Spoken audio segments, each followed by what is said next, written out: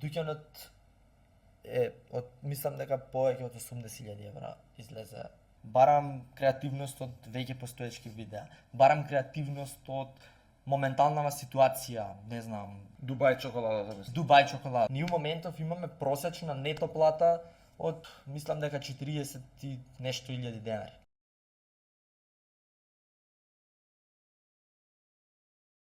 Добро вечер, патриоти и патриотки. Добро дојдовте на 8-та епизода на Патриотски муабети. Тука сме со еден мој, да не речеме стар пријател, што уште за време на која беше кога игравме ракомет пред кога бе? 6-7 години. 6-7 години игравме заедно ракомет, бевме ракометари, ја во Вардар и ти беше во Вардар. И баш тога се запознавме, игравме заедно во исти тим, па после се раздвоивме и те нема видено се до моментот на рекламиве со палачинкиве. И сега сакав, се познаваме толку долго време, сакав да ти направам една реклама како еден од поуспешните, може млади бизниси во Македонија, бизнис приказни, а и као човек што можеби си го сватил како работи алгоритмот, кодот на Инстаграм и со тоа ти уствари го воскресна твојот бизнис и сакам искрено да те пофалам како и направив едно специјално видео само за тебе, каде што те фалам за како добро го работиш маркетингот.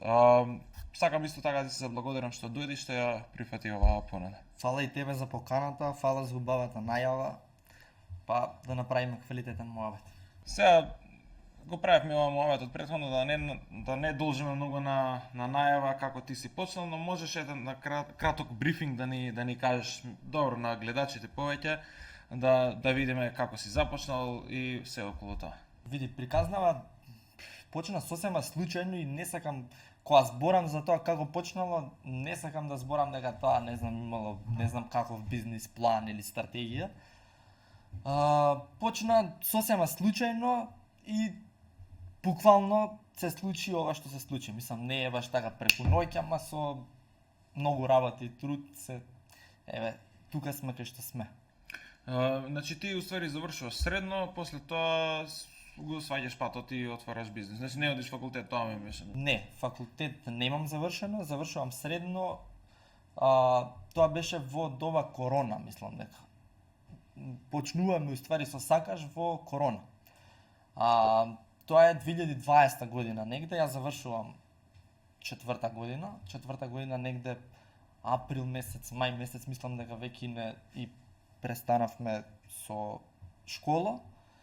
И тој период јас многу размислував на тоа дека јас сакам нешто свое, дека сакам нешто да почнам да работам и така углобала настана, така се појави идејата за сакаш, па после тоа и реализација. Ме интересира зашто тука си избрал да работиш, да отвориш своја, а не например да се вработиш во државно или па зашто не во странство, тие две прашања може да. Види, никогаш не сум имал животна желба, пример да да бидам пилот или да бидам доктор или да бидам, не сум имал желба за ниедна професија.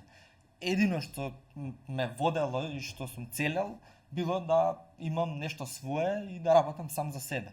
Можеби опкружувањето ми влијаело за да ми се наметна такво размислување. Луѓето околу мене углобала биле мали бизниси, али па на некој начин биле луѓе што работеле сами за себе. Сега некој имал кафана, некој пекара, некој со столарија се занимавал. Тоа најблискиот круг на луѓе се занимавале со своји бизниси. Идејата можеби и така настанало се тоа. Така и се родила желбата за јас да почнам нешто свое, да не работам за друг Да, ти добиваш подршка и од твоите, од пријателите, претпоставам, или како? Види, подршка од моите добивам, ако збориме финансиска, целиот бизнис јас го почнувам со 5.000 евра.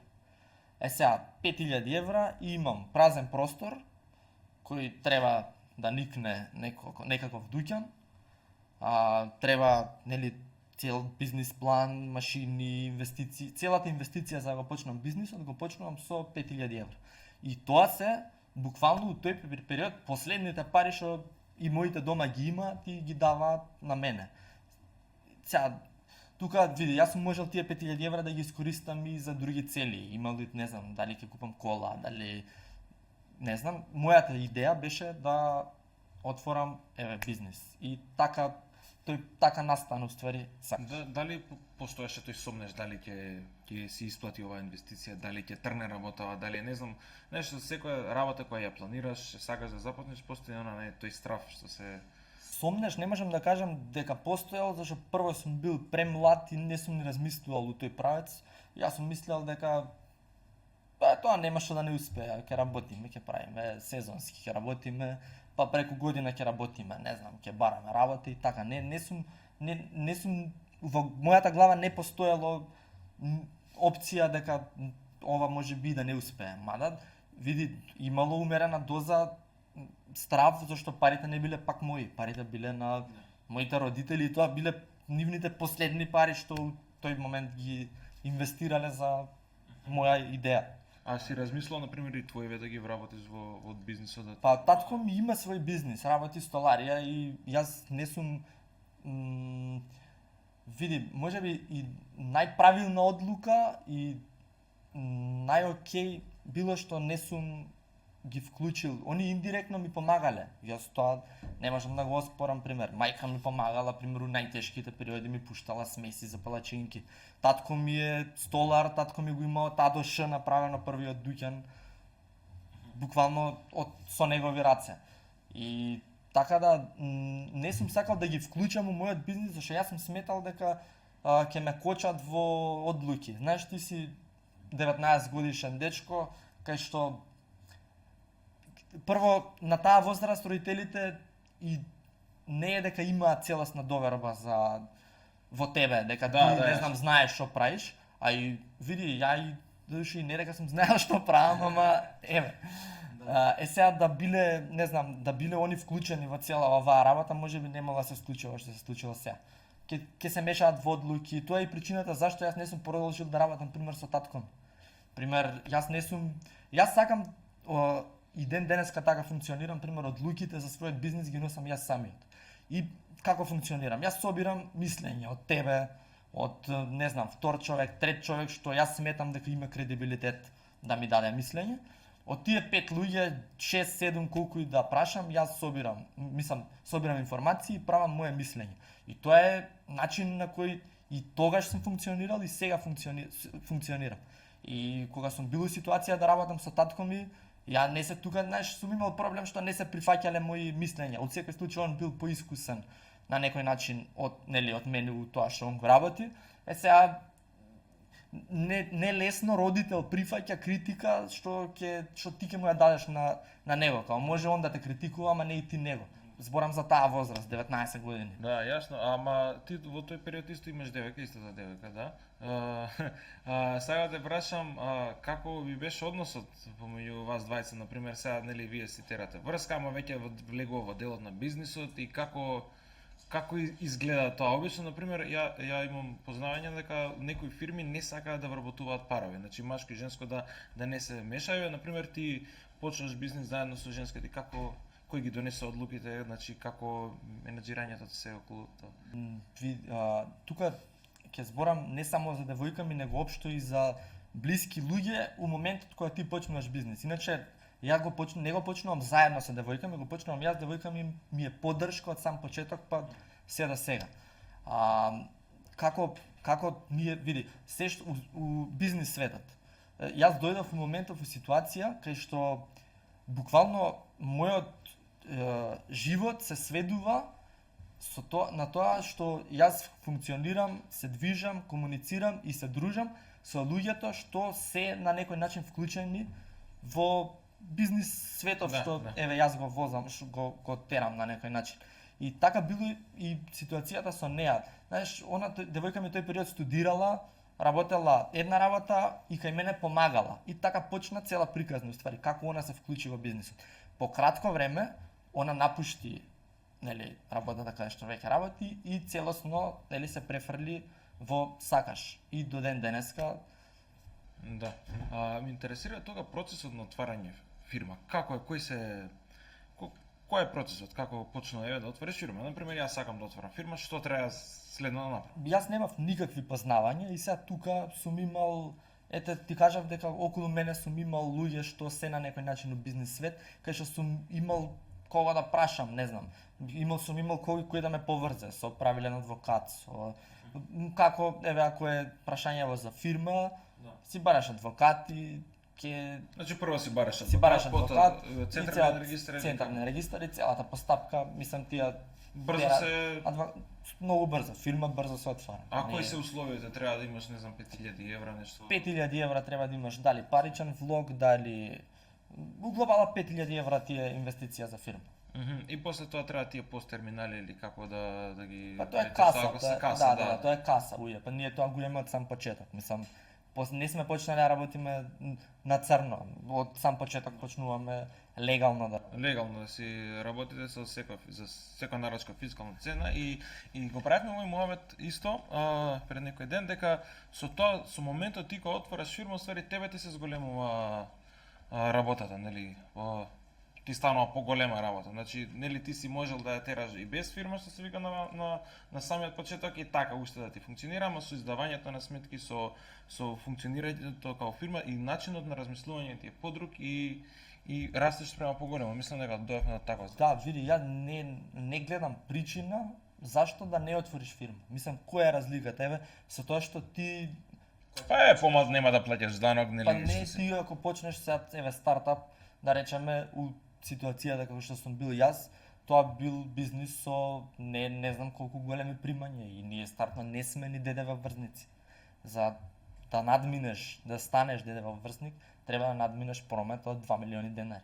Што за почеток исто и тоа не е причина зашто би бил нелегален и зашто уствари би види ти имаш кочница со самото тоа, ако ти донесеш одлука да почнеш бизнис, нели, без да отвориш фирма на некој начин, ти имаш некоја кочница, мислам имаш до каде можеш така да одиш. Па ти е сега следен левел, па ќе мора да дојде ситуација. Треба нели да стигнеш до некој ниво, каде што веќе се осеќаш сигурен дека и работава ќе оди нагоре, па да оформиш нешто, некој така. Па можеби да, јас ти кажувам од сам почеток, мислам ние сме почнале со фирма. Не сум имал период кога сме работеле без фирма. Зборам за локален бизнис. И сега да прашам и после колку време ти да речем ти порасна се зголеми работа, онака свати дека веќе тоа веќе ти е сигурно идни на тука и дека сакаш нови правец да се насочиш.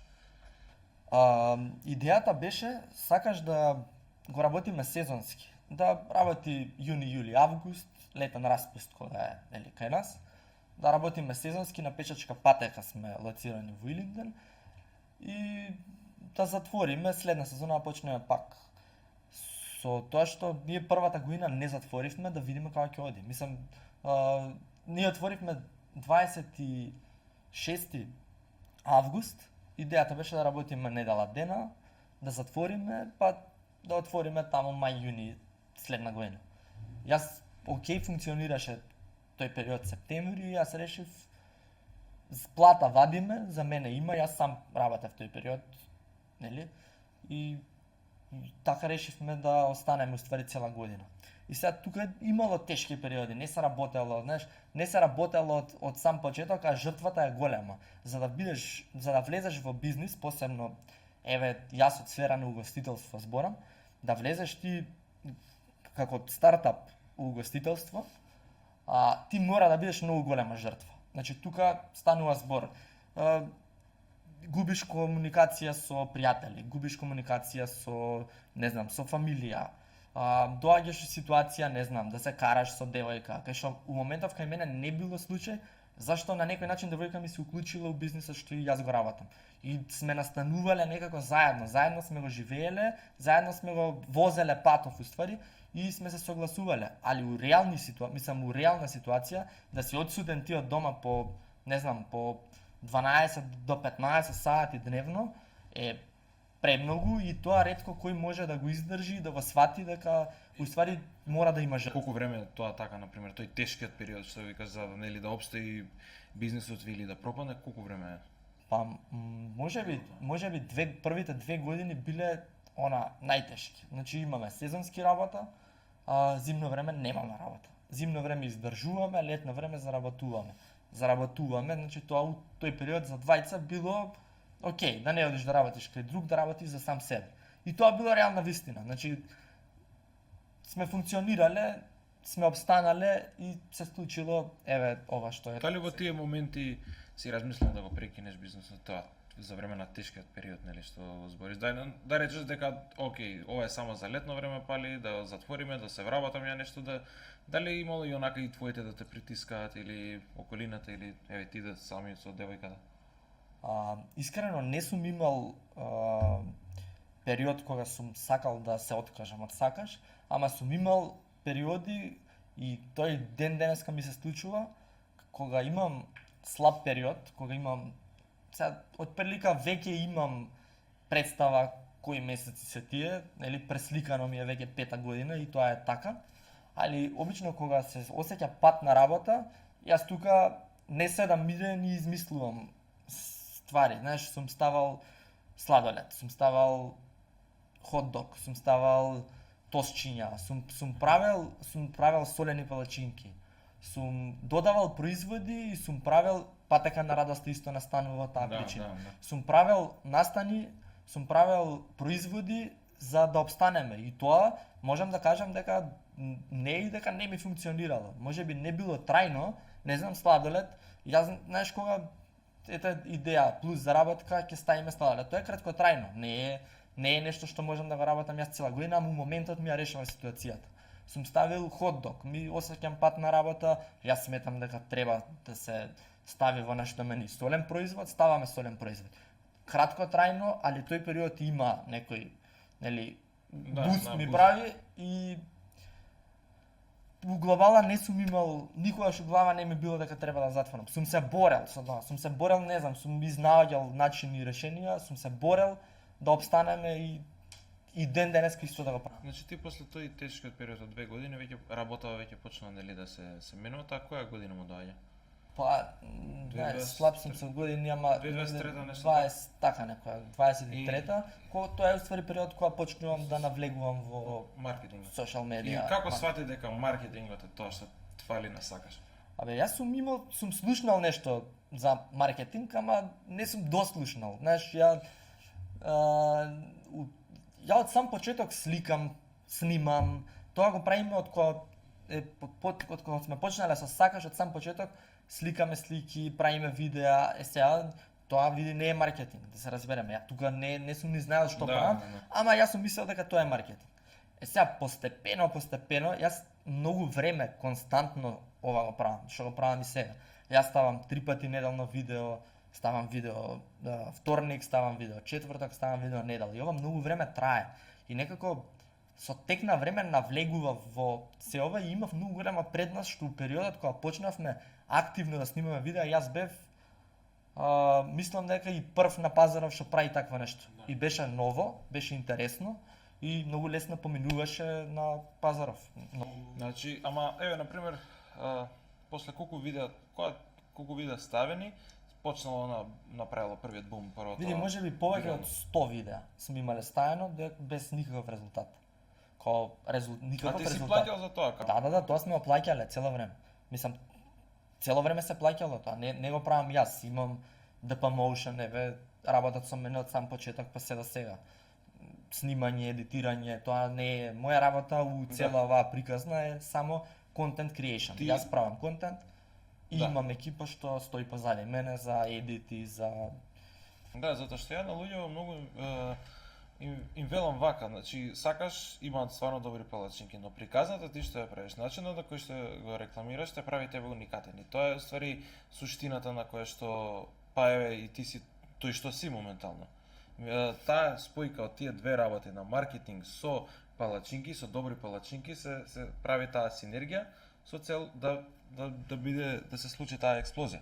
Не знам, јас бар тоа така го познаваме. Например, рилсовите се прилично добар начин, ефтин начин. Не знам, луѓето мислат дека ај сега ќе ставам слика, ќе имам као 10-15 лајка и као демек тоа е тоа. Ти кога беше тој настан кога направи 100 денари палачинка па 5000 луѓе се собра? Тоа беше, мислам, свати која е реалноста, силата на медиумот, да. Знаеш како? У глобала кој ме прати знае дека имам тематски маркетинг. Пример, ако спремам проект, мене контент за тој проект може да ми започне месец ден унапред. И јас го спремам и последното видео е обично видеото што нели еве како моментов видеото со 100 денари палачинка, кај што ние донесовме буквално повеќе од 4000 луѓе во Илинден да јадат палачинка. И тоа идејата на настанот уствари не ја направи со цел, знаеш, веќе паѓа креативност, не си цело време креативен. Тоа видео излезе буквално за да не се случи. Буквално го направивме видеото за да не се случи. Целта беше да не постигнеме лимитот што сме го поставиле. Лимитот го постигнавме и јас стојам позади тоа. И ние никогаш, значи кога правиме нели кога челенџи, како никогаш од предизвици, никогаш не се случило да оствариме, а да не го направиме. Значи позади тоа стоиме од почеток па до крај. Тога сакам да прашам, која е тајната, ако може да ја споделиш нешто? Што е тоа кај што рил, што продава кај рил, дали како го креираш? Например, како правиш ти еден рил? Еве, што ти е замислила, како почнуваш? Збориме за почетокот, како јас сум почнал? Не, како, еве, сакаш да направиш рил за некоја палачинка, така, и што е тоа што првично размислуваш, например? Види, барам креативност од многу работи, не знам. Барам креативност од веќе постоечки видеа. Барам креативност од моменталнава ситуација, не знам, се случува нешто, тренд е и Дубај чоколадата, мислам. Дубај чоколадата. Ние Дубај специјалот го донесовме уште многу пред да биде тренд у Македонија. И тогаш помина онак. Го повторивме пак кога у Македонија имаше хајп околу цела таа работа и ние, еве јас можам да ти кажам со дуќанот само во аеродром сме продале за еден месец 850 килограми кремот фрстак. Значи тоа било за еден месец само за еден дуќан. Не зборам за дуќанот во Илинден. Јас знам таа бројка, не ми текнува која беше целосната бројка. Како барам инспирација, види, нема правило. Кога сум почнувал, ми било многу лесно зашто сум имал, знаеш, јас сум имал визија, а многу ствари веќе не биле видени, не биле снимени. Сега веќе некако како поминува време, мене ми станува се потешко и потешко да правам ова, ама тоа е тоа. Види, не постои човек што знае маркетинг. И ја не се сметам дека знам маркетинг. Кога посебно и социјал медија. Тоа е нешто што ти го учиш тековно и го правиш тековно. Не може ти сега да научиш и за секогаш да знаеш ти маркетинг. Тоа не постои. Ја не знам. Човек што ќе каже или што ќе продава приказна дека знае маркетинг, тој човек лаже. Значи, ја можам да имам сега лош период у рил видеа и може, не знам, следен месец да изгазиме. Тоа не е дека сега не знам, па тоа што сум научил.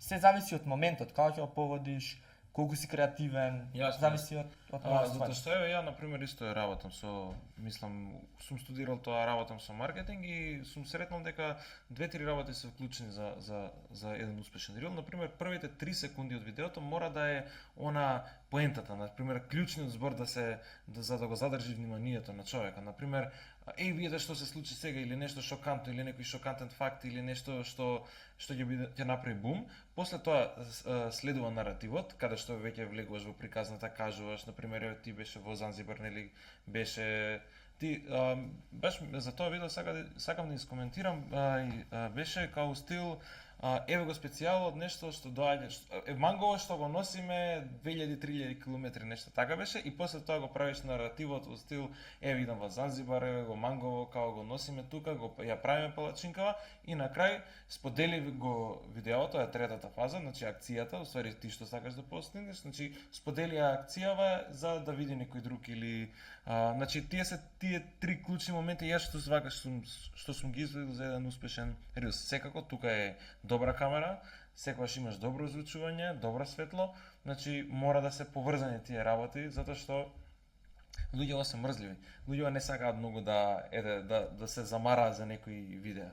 Например, да гледа сега нешто лошо, па единствено ако е акција нешто тепачка или Знаеш како сум почнал уствари ја да сваќам на некој начин како функционира алгоритмот, што ги влече луѓето да останат на видеово, да го гледаат видеово, да направат некаква интеракција. Јас тој период седам, ние сите го правиме. Тоа седиш ти и скролаш вака на TikTok, скролаш на Instagram, мозокот ми е исклучен 100%. И што се случува, ја застанувам, некој видео ми зима внимание и јас се освестувам и окей, чекај да видам зашто ова видео ми привлече внимание да го изгледам.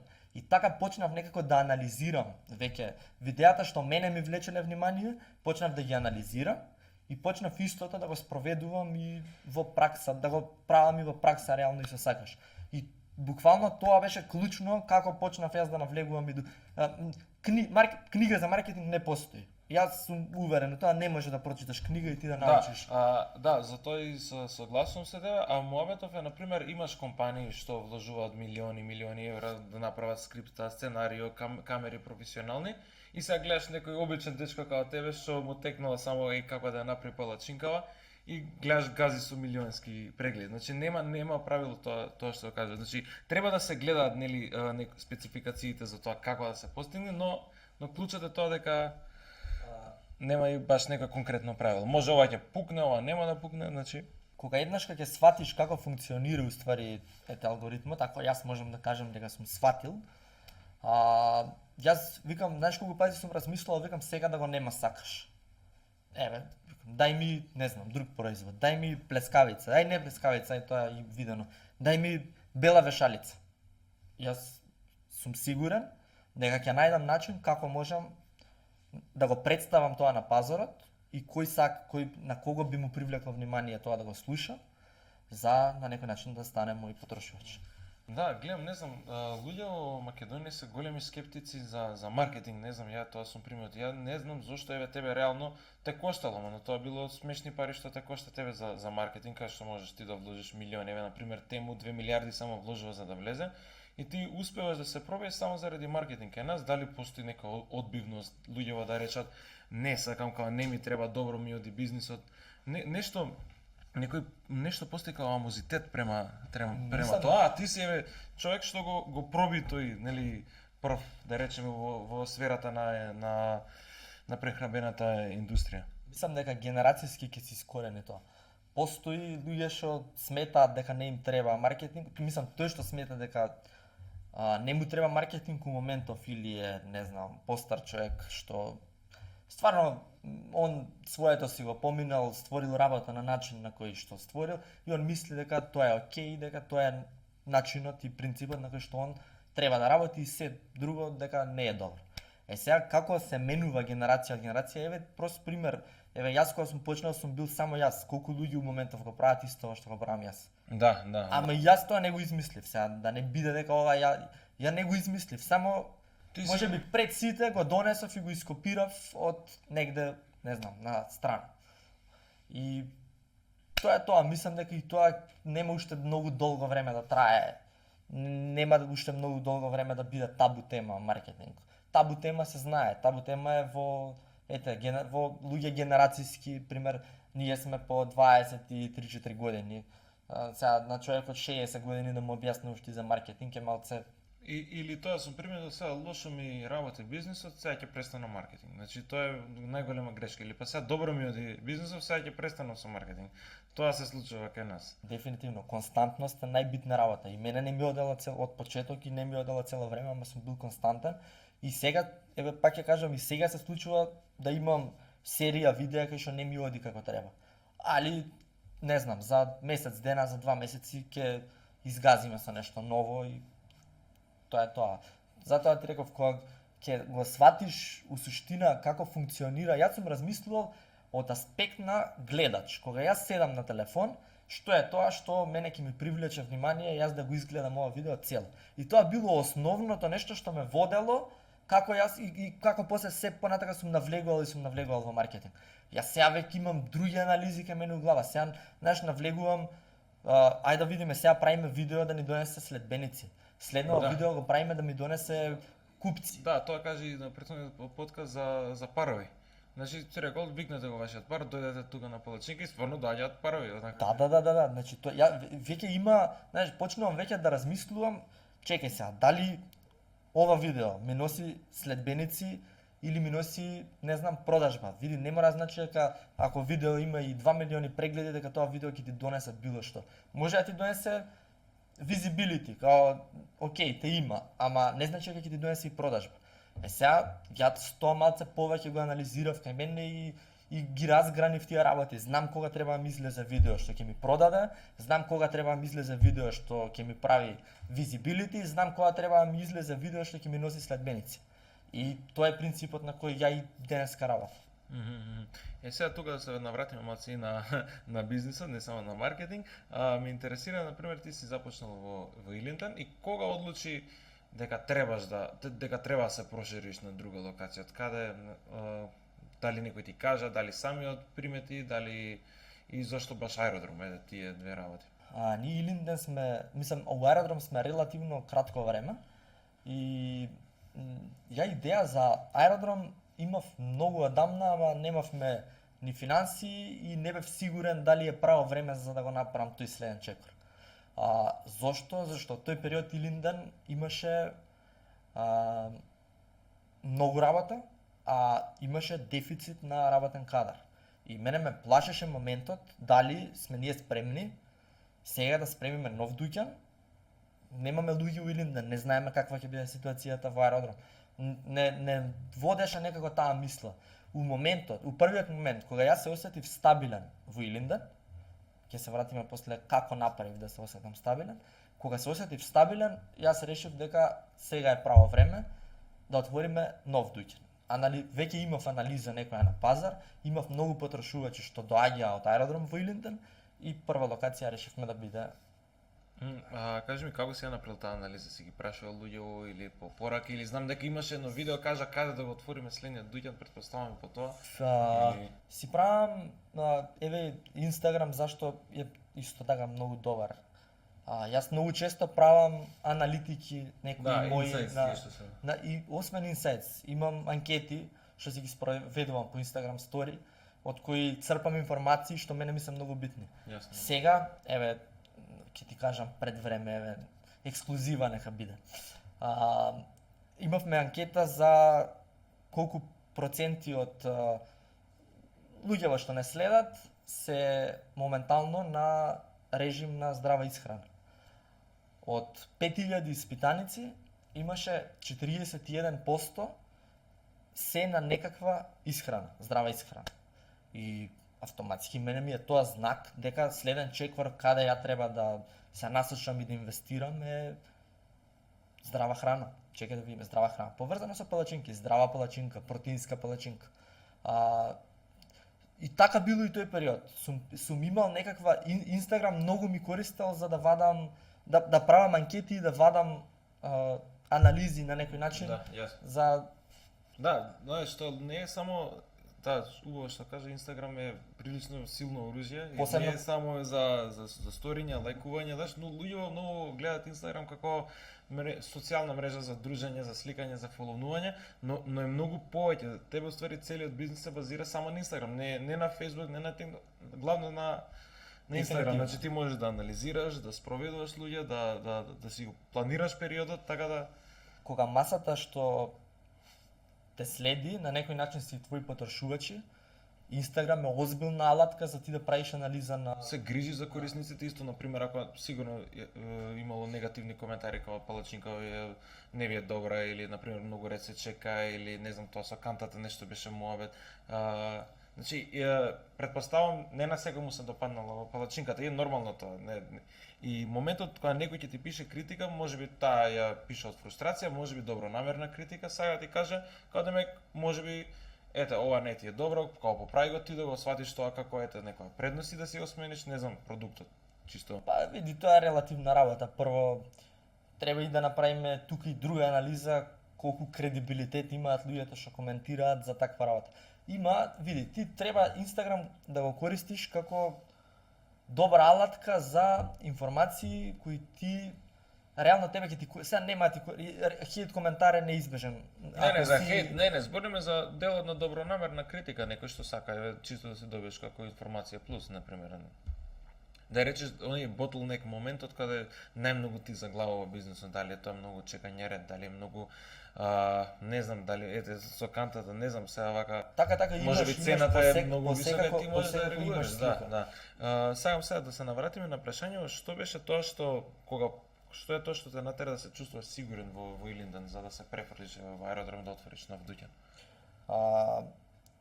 Тој период, мислам, ти кажам дека имавме у почеток дефицит на работен кадар и тоа денеска го имаат у глобала сите угостители. И тој период ја почнав да работам многу на тоа. Чекај да видиме што е тоа што прави дали е плата проблем, дали е не знам услови проблем, дали почнав да барам каде е проблемот, зашто луѓето не сакаат да работат, дали луѓето па уопште не сакаат да работат. И јас доаѓам тој период беше, мислам и сега е актуелно работење во Хрватска, Германија, Америка, не знам, и се останато, нели? Малта. И јас тој период сватив дека уствари луѓето таму не одат за пари. Технички јас можам да ти ги дадам истиве пари за истата работа. Туку одат зашто така поширокава маса размислува дека е окей, дека таму е ин, дека е тренд, да, дека е тренд да одиш таму и затоа уствари луѓето почнаа да одат. Окей, добро. Како викам јас сега да направиме да е интересно тука. Прво, ајде плати, да го решиме проблемов околу плати. Имаме конкурентни плати. Ние у моментов имаме просечна нето плата од мислам дека 40 и нешто илјади денари. Просечна зборим. Да, сега некој има 33, 35, некој има 60. Со бонуси или без бонуси ти? Зборам со како исплаќаме нето плата, значи со бонуси, со калкулирани бонуси. У просечна е околу 40-41 илјада. Што значи тука види некој има и 60 илјади, некој има и 35, се зависи од тебе. Проблемот со плата го решивме. Јас сватив дека тоа е окей сума што чекај, млади дечки влече, задоволни се, супер. Друг момент, да направиме да биде интересно, правиме тимбилдинси. Тимбилдинг имаме секој месец и тоа веќе доста време ни функционира и јас гледам дека тоа. тоа. Што се состои вака тимбилдинг? Тимбилдинг е у глобала еден ден од месецот кај што ние имаме различни активности, не знам, сме биле Грција, сме биле поинтересни, ме ти кажувам, Делчево, вили сме изнајмувале со базен, сме различни активности се тоа, што гледаме, еве, секој месец, мислам не гледаме, него секој месец имаме нешто за да правиме да биде интересно, да биде нешто што ретко која компанија го нуди у моментов. Тоа ни беше втор чекор. Трет чекор и спомнавме кога правевме муабет јас и ти за тоа, сега проектов што работиме, ние имаме проект за 2025 година, тоа околу нова година, ќе одиме на тимбилдинг на екзотично патување. И тоа е исто нешто што ја не сум слушнал дека некој го има понудено како фирма. И сега има услови што ти треба да ги исполниш за да дојдеш до тој момент да одиш ти со нас на тимбилдинг во Занзибар, али у глобал околу 15 на луѓе, збориме у моментов од 2 дуќани, ќе отидеме на тимбилдинг во Занзибар и тоа се јас се сватив дека треба да правиме да биде поразлично од останатите, да биде интересно и да биде конкурентно со плата. Нешто, на пример, постои тоа јавно мислење уште во 90-тите кога нели фирми ве пропаѓале и се работодавците лошо ги третирале нели работниците и тој тренд уште постои дека тука во Македонија ако работиш за некој газда дека ќе уште на бонови и плаќањето те малтретираат тера и затоа и ги разбирам до негде луѓето што сакаат да отидат во Хрватска, макар и јас знаеш што велам, нека одат они во Хрватска, нека видат како е, нека видат колку пари ќе, зашто па нека се вратат тука. Значи и сега доаѓаме во време каде што веќе работите се сменија нагло и имаме вакви услови како што ти што ги даваш, ти текна, значи и добро работно време и плюс бонуси, значи сосема поразлична слика за Македонија во рок од 20-30 години. Значи тотално нешто што еве овој нов бран на млади предприемачи како што си ти го постоја и претпоставам и колегиве што беа до сега.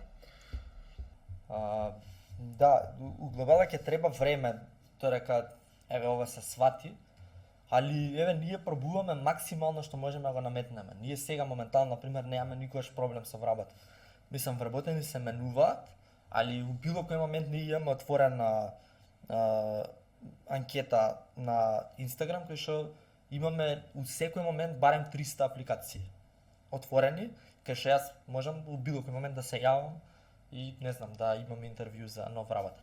Така да И не како бираш нов работа? На пример да речеме пушташ анкета, ти се пријавува 300 луѓе, тебе ти треба прво, извини, како правиш листата на луѓе кои што ти требаат за работа, на пример, за вработени? На пример, одлучуваш денес ми треба еден на печка што ќе правиш, што ќе или како го гледаш тоа дека имаш потреба да еден вработен или тројца како? Фака, прво ние имавме, нели, не беше нов бизнис, нас имавме представа од бизнисот во Илинден, имавме представа колку луѓе ни требаат. Ако збориме за аеродром, направивме анкета, на анкетата имаше тогаш мислам дека околу 200 пријавени. Пред да отвориме во аеродром, кога вработувавме луѓе за аеродром. Од 200 пријавени, рачунај дека тука има, не знам, 60-70 се малолетни, кои, не знам, деца што Смеат малолетни да... Не. Ама нели имаше некој закон дека над 15-16 години може да работи со пола работно време? Не знам. Ние немаме, Добро. У моментов немаме. Не сум, можеби, не сум сигурен. Мислам дека имаше нешто, ама не сум сигурен без за тоа, али добро, нема врска. Правиме анкетата 200 пријавени, од 200 пријавени 60-70 се можеби у старт ги тргаме на страна. Имаме сега помала селекција од, не знам, од 120, чекај да видиме сега, има, не знам, некои се повозрасни. У глобала целна група ни се дечки од 18 до максимум 28-9 години, за да ни се уклопат у концептов што го работиме. Сега да однесеш на тимбилдинг, не знам, жена од 55 години, не знам колку би било интересно со нас, малце. Тука имаме некоја старосна граница. Кога ќе ги тргнеме тие, на крај дојдовме до некои си, не знам, 50 на интервјуа требаше да се направат. Од 50 на интервјуа 20 на луѓе имавме одбрано како прва постава, што треба да почнеме да работиме во аеродром. И сега тоа со тек на време се менува и правиме екипа, правиме тим. Пак ќе кажам, не се кај нас, не е тоа дека доаѓа човек и не си иде 10 години, се случува, али сакам да кажам дека у било кој момент имаме ни стојат на располагање, барем уште, не знам, да можам денеска на 10 луѓе да се јавам, да треба еден-двајца да примем. Да. И тука ме интересира за бизнисот, колку време ти требаше, колку средства ти беа потребни за да го опремеш дуќанот, ако може да споделиш нешто така. Дуќанот во аеродром беше голем залак и голема инвестиција и можеби затоа и не сакав да се, не сум се одлучил порано на тој чекор. Дуќанот е мислам дека повеќе од 80.000 евра излезе инвестиција. Да, ти речеш, не знам, не е голем нешто, нема простор за сење, не е како ресторан, но прилично многу средства се тоа, нека не знам, вака јас барам многу опрема. Многу опрема, ние имаме само софтверот и компјутерите ни се, не знам, 10.000 евра. Сакам ти кажам, имаме на многу се запазува на многу моменти и се тоа си кошта, мислам, не е сендвичара обична, сакам, има доста опрема што ми е персонализирана, што е правена по мерка, што е правена по мои барања и се тоа. Да, и ти исто така ми кажа за машините за Италија што ги, нели, ги инвестираше, па не. Тоа е една реална слика, не знам, за како ја функционирам, многу брзо носам одлуки. И можеби да не сум брзал, немало да се случи од сакаш ова што се случило сега, али до негде можеби треба да видиме, да се преиспитаме уште еднаш. Јас машините ги донесов, инвестициски ме кошташе пуно пари, не ми се поклопи со мојот принцип на работа и ги извадевме, си го вративме стариот принцип. Со тоа што мене производот од тие машини не ми се свиѓал, ги вадиме машините, си се враќам на стариот принцип на работа, денеска работиме така. Ако на пример дека рачно ги правите, колку време е потребно за една палачинка да се направи? Кој е процесот за палачинка? Значи доаѓа потрошувачот, нарачува нели, кажува што и после како оди процедура онакаво? Прво се спрема смеса, тоа е еден дел. Мислам, цел процес ние сами го правиме. Се спрема смеса, после се пече, па тој ја предава на на дечки пред него, таму се филува, се декорира, па некој ја пакува, па ја издава. Значи, низ колку луѓе поминува? Па поминува низ 3 дела од работата. 4 ако е тука и смесата. Значи смеса, Значи, прва каса, тоа се 5, значи каса, па смеса, па печење, па декорирање, па издавање, па каса. Кружен систем. корижен систем, да. Па добро. И на пример вака кои се трошоците што ги имаш вака оперативни трошоци за една палачинка, да речеме на пример. Знаеш, гледаш дека 120 денари отприлика, да речеме во просек палачинките ти коштаат 160-180 денари, да речеме, затоа што нели тоа кремовите што ги додаваш па вода некои ќе нарачат, така му доаѓа отприлика. И тоа е релативно. Сега по трошоци тука ти имаш и многу трошоци што не влегуваат у палачинката, ама ги имаш, не знам, вработени струја, кирија.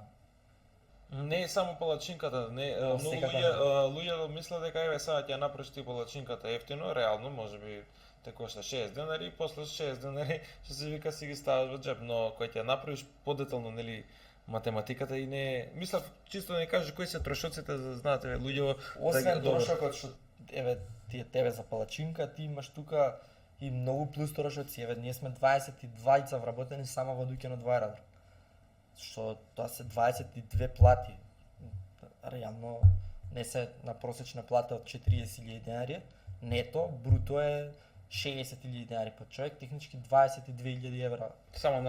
Само за плати. Пак тука е кирија, тука е струја, тука се сметки, не знам, тие вода, комунали, се останато. Имаш кирија, мислам, да, имаш маркетинг се исто трошоци.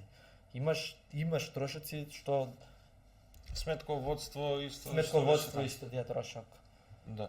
А не, интересно ти како уствари сам си ги стекнуваш овие, ги учиш работите. Значи не е онака дека си се спремал нешто, но по природен пат на нешто да тековно, значи доаѓаш нешто како што расте и бизнисот, така и растеш ти. И тоа е доста интересен процес, затоа што гледам, еве, например, многу луѓе завршуваат економски факултет. Ја завршив таа струка. И луѓето немаат познавање реално, например, они може ќе знаат да ја решат задачата или да ја постават нели процедура, ама веќе кога ќе доеш на терен, многу е некако поразлично. Неспоредливо е со практичен дел. Јас не може факултет да те направи бизнисмен. Реално, мислам ти може да се стекнеш со одредени вештини на факултет, што не сум сигурен и тоа на колку факултети кај нас баш може. Практична работа ти е нешто што ќе ти донесе и најмногу и знаење и мислам дека без практична работа каков сакаш факултет да не завршиш. Ме интересира вака со кои предизвици се бориш, например, се справуваш, например, со бизнисот, што е она што ти е? И секој ден ни е предизвик. Прво, зашто викам јас угостителство е неблагодарна работа. Ние кај нас, еве, да, ние не знаеме што ни носи утрото. Пример, утре можеби има многу работа, заутре можеби нема. Ти мора да одржуваш доволен број луѓе за да одговорат кога има работа. Правевме муабет, имаме зимски период кога се осеќа пример пат на работа. Имаме летен период кога се осеќа пат на работа. Тоа се може да трае неколку месеци, пример, не знам, имаме зимен период, 2 до 3 месеци може да трае кај што не се работи со фул капацитет, а ние имаме фул капацитет на вработени. Имаме летен период кога еве се оди по одмори, имаме нели кај што технички исто има пат на работа, исто и тоа е се месеци кај што треба да ги издржиме.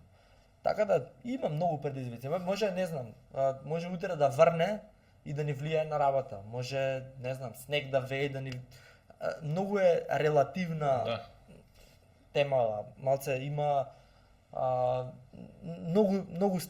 многу проблеми технички може да се појават. Еве зашто на пример не си се одлучил да отвориш као ресторан, на пример да се јаде внатре пред публиката, да кажеш? Па јас бегам некако баш од страфот што го имавме, што еве еден ден дефицит на работен кадар. Сега тоа ти е веќе друг сегмент од работата, ти влече плюс персонал, ти влече келнери, ти влече услуга. Ние сме направиле сега работа на производ кај што ти доаѓаш, го нарачуваш, го плаќаш и си одиш. У ресторан треба да седнеш, па тука ќе седиш сат време. Ти текнува пак Да, јасно. математички, јас сум го размислил, мене ми е и сакам да го задржам овој концепт на работа. Кога веќе збориме за персонал, претпоставам сигурно е тешко да се најде квалитетни работници. Значи, многу луѓе можеби се пријавуваат, ама да се најде оние да се извади нектарот е стварно долг процес, кај што и дали не знам правите обука, не знам носите по семинари, сигурно сте незадоволни од некои повеќе работат, некои помалци. Како тоа на пример бирате оние топ луѓе, како се справувате со тоа? Кај нас персоналот мора да го створим. Да сме сендвичара, ти можеш да најдеш у моментов многу луѓе што имале искуство со сендвичара. Ама у палачинкара, у периодов ние кога почнуваме и кога ние поставуваме стандарди за палачинкара у Македонија, никој не знае да го работи ова што ние го работиме. И тој човек треба да дојде, треба да помине одредена обука за да биде спремен и да може да работи. Така колку време трае отприлика? Па зависи од човек до човек. Некој може да научи за недела дена, некој може да научи за месец дена. Јасно. И ти како гледаш, на пример, сака за неколку години од сега? Па, у позадина на се ова ние работиме на франшиза. И цел ми е сакаш да стане глобална франшиза и меѓународна франшиза, ќе бркаме прво македонски пазар, а идејата е да излеземе нели од Македонија како франшизен концепт. И се надевам дека сакаш ќе биде, не знам, на Светски глобално бренд, ниво да. светски бренд за палачинки. Тоа е. И као за крај, како ти се одвојуваш од конкуренцијата, еве зашто си имаш конкуренција, уште ти се доаѓа нови конкуренции, нови фирми се отвара палачинкарници, како ти си тој што зашто баш кај тебе, а не кај другите? Знаеш како гледам јас на тоа, палачинка е палачинка. Јас сега реално ние имаме направено производ, усовршено производ, ама ние немаме измислено производ.